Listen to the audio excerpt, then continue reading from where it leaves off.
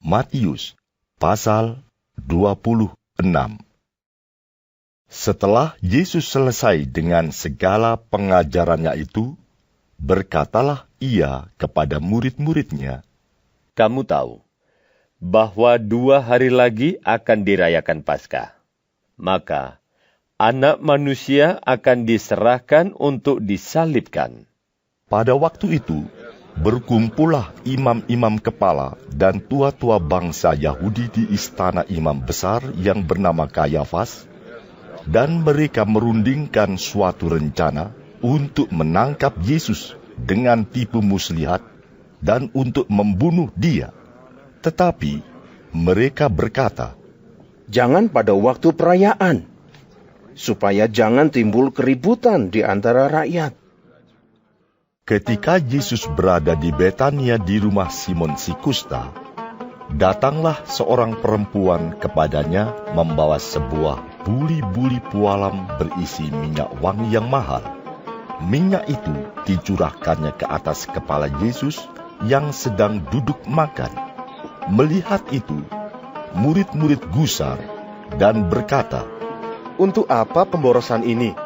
Sebab minyak itu dapat dijual dengan mahal, dan uangnya dapat diberikan kepada orang-orang miskin."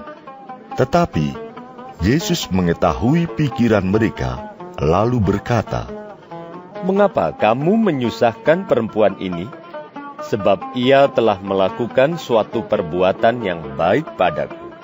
Karena orang-orang miskin selalu ada padamu, tetapi aku tidak akan selalu bersama-sama kamu.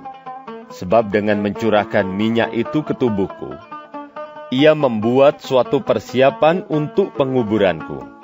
Aku berkata kepadamu, sesungguhnya, di mana saja Injil ini diberitakan di seluruh dunia, apa yang dilakukannya ini akan disebut juga untuk mengingat dia." Kemudian pergilah seorang dari ke-12 murid itu yang bernama Yudas Iskariot kepada imam-imam kepala. Ia berkata, "Apa yang hendak kamu berikan kepadaku, supaya aku menyerahkan dia kepada kamu?" Mereka membayar 30 uang perak kepadanya. Dan mulai saat itu, ia mencari kesempatan yang baik untuk menyerahkan Yesus. Pada hari pertama dari hari raya roti tidak beragi, datanglah murid-murid Yesus kepadanya dan berkata, "Di mana engkau kehendaki kami mempersiapkan perjamuan Paskah bagimu?" Jawab Yesus, "Pergilah ke kota kepada si Anu, dan katakan kepadanya, pesan guru, waktuku hampir tiba. Di dalam rumahmulah aku mau merayakan Paskah bersama-sama dengan murid-muridku."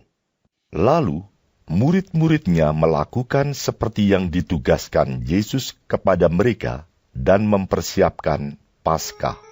Setelah hari malam, Yesus duduk makan bersama-sama dengan ke-12 murid itu.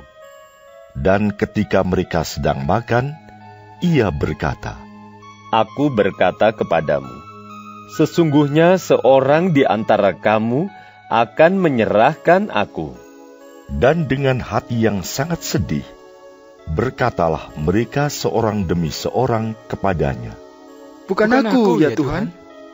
Ia menjawab, "Dia yang bersama-sama dengan aku mencelupkan tangannya ke dalam pinggan ini, dialah yang akan menyerahkan aku. Anak Manusia memang akan pergi sesuai dengan yang ada tertulis tentang dia. Akan tetapi, celakalah orang yang olehnya Anak Manusia itu diserahkan. Adalah lebih baik bagi orang itu sekiranya ia tidak dilahirkan." Yudas yang hendak menyerahkan dia itu menjawab, katanya, "Bukan aku, ya Rabi." Kata Yesus kepadanya, "Engkau telah mengatakannya." Dan ketika mereka sedang makan, Yesus mengambil roti, mengucap berkat, memecah-mecahkannya, lalu memberikannya kepada murid-muridnya dan berkata, "Ambillah, makanlah. Inilah tubuhku."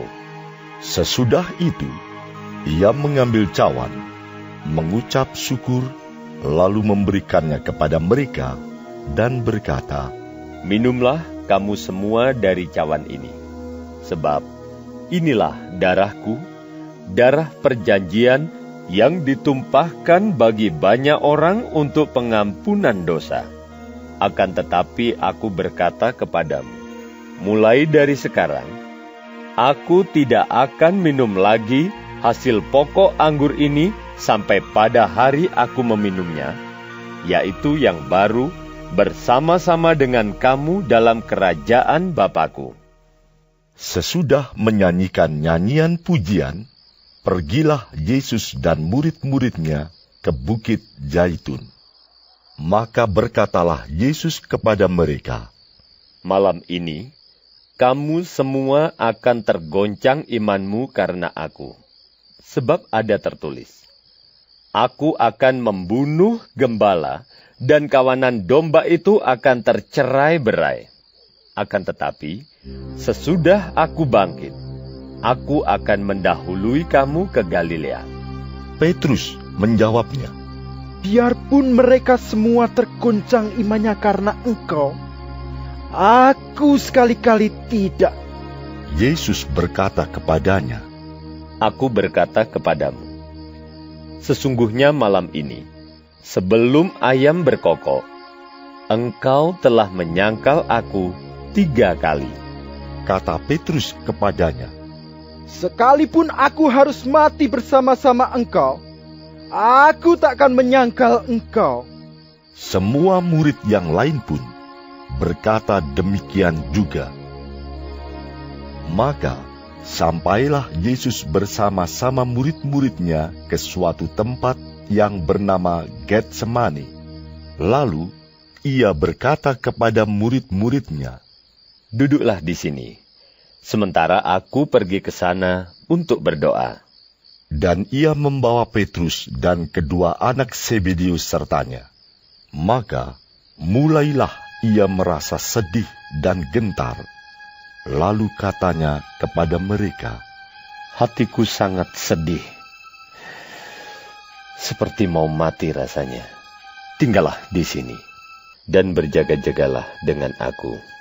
Maka ia maju sedikit, lalu sujud dan berdoa, katanya, "Ya Bapakku, jikalau sekiranya mungkin, biarlah cawan ini lalu daripadaku. Tetapi janganlah seperti yang ku kehendaki, melainkan seperti yang Engkau kehendaki." Setelah itu, ia kembali kepada murid-muridnya itu dan mendapati mereka sedang tidur. Dan ia berkata kepada Petrus, "Tidakkah kamu sanggup berjaga-jaga 1 jam dengan aku? Berjaga-jagalah dan berdoalah, supaya kamu jangan jatuh ke dalam pencobaan. Roh memang penurut, tetapi daging lemah." Lalu ia pergi untuk kedua kalinya dan berdoa, katanya, "Ya Bapakku, jikalau cawan ini tidak mungkin lalu, kecuali apabila aku meminumnya, jadilah kehendak-Mu." Dan ketika ia kembali pula, ia mendapati mereka sedang tidur, sebab mata mereka sudah berat.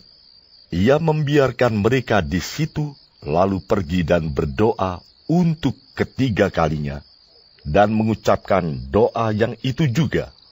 Sesudah itu, ia datang kepada murid-muridnya dan berkata kepada mereka, "Tidurlah sekarang, dan istirahatlah. Lihat, saatnya sudah tiba, bahwa Anak Manusia diserahkan ke tangan orang-orang berdosa. Bangunlah, marilah kita pergi. Dia yang menyerahkan aku sudah dekat."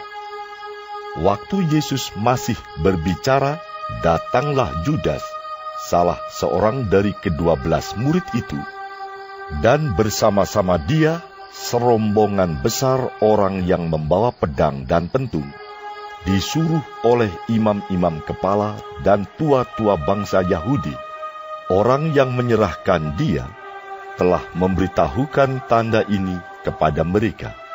Orang yang akan kucium, itulah dia. Tangkaplah dia. Dan segera ia maju mendapatkan Yesus dan berkata, Salam Rabi. Lalu mencium dia. Tetapi Yesus berkata kepadanya, Hai teman, untuk itukah engkau datang? Maka majulah mereka memegang Yesus dan menangkapnya. Tetapi seorang dari mereka yang menyertai Yesus mengulurkan tangannya, menghunus pedangnya, dan menetakkannya kepada hamba imam besar, sehingga putus telinganya. Maka kata Yesus kepadanya, Masukkan pedang itu kembali ke dalam sarungnya. Sebab barang siapa menggunakan pedang, akan binasa oleh pedang. Atau kau sangka bahwa aku tidak dapat berseru kepada Bapakku, supaya ia segera mengirim lebih dari 12 pasukan malaikat membantu aku? Jika begitu, bagaimanakah akan digenapi yang tertulis dalam kitab suci, yang mengatakan bahwa harus terjadi demikian? Pada saat itu, Yesus berkata kepada orang banyak, Sangkamu aku ini penyamuk? Maka kamu datang lengkap dengan pedang dan pentung untuk menangkap aku? Padahal tiap-tiap hari aku duduk mengajar di bait Allah, dan kamu tidak menangkap aku. Akan tetapi, semua ini terjadi supaya genap yang ada tertulis dalam kitab nabi-nabi. Lalu semua murid itu meninggalkan dia dan melarikan diri. Sesudah mereka menangkap Yesus, mereka membawanya menghadap Kayafas, imam besar.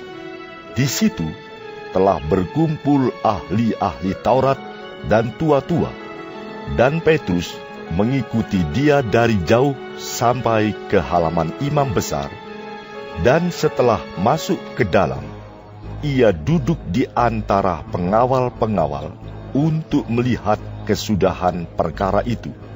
Imam-imam kepala, malah seluruh mahkamah agama, mencari kesaksian palsu terhadap Yesus, supaya ia dapat dihukum mati, tetapi mereka tidak memperolehnya, walaupun tampil banyak saksi dusta. Tetapi akhirnya tampillah 2 orang yang mengatakan, Orang ini berkata, Aku dapat merubuhkan bait Allah dan membangunnya kembali dalam 3 hari. Lalu imam besar itu berdiri dan berkata kepadanya, Tidakkah engkau memberi jawab atas tuduhan-tuduhan saksi-saksi ini terhadap engkau? Tetapi Yesus tetap diam. Lalu kata imam besar itu kepadanya, Demi Allah yang hidup, katakanlah kepada kami, apakah engkau Mesias, anak Allah atau tidak? Jawab Yesus, Engkau telah mengatakannya. Akan tetapi aku berkata kepadamu, mulai sekarang kamu akan melihat Anak Manusia duduk di sebelah kanan Yang Maha Kuasa dan datang di atas awan-awan di langit. Maka imam besar itu mengoyakkan pakaiannya dan berkata, Ia menghujat Allah. Untuk apa kita perlu saksi lagi? Sekarang telah kamu dengar hujatnya. Bagaimana pendapat kamu? Mereka menjawab dan berkata, Ia harus dihukum mati. Lalu mereka meludahi mukanya dan meninjunya. Orang-orang lain memukul dia dan berkata, Cobalah katakan kepada kami, hai Mesias, siapakah yang memukul engkau? Sementara itu, Petrus duduk di luar di halaman. Maka datanglah seorang hamba perempuan kepadanya. Katanya, Engkau juga selalu bersama-sama dengan Yesus orang Galilea itu. Tetapi ia menyangkalnya di depan semua orang. Katanya, Aku tidak tahu apa yang engkau maksud.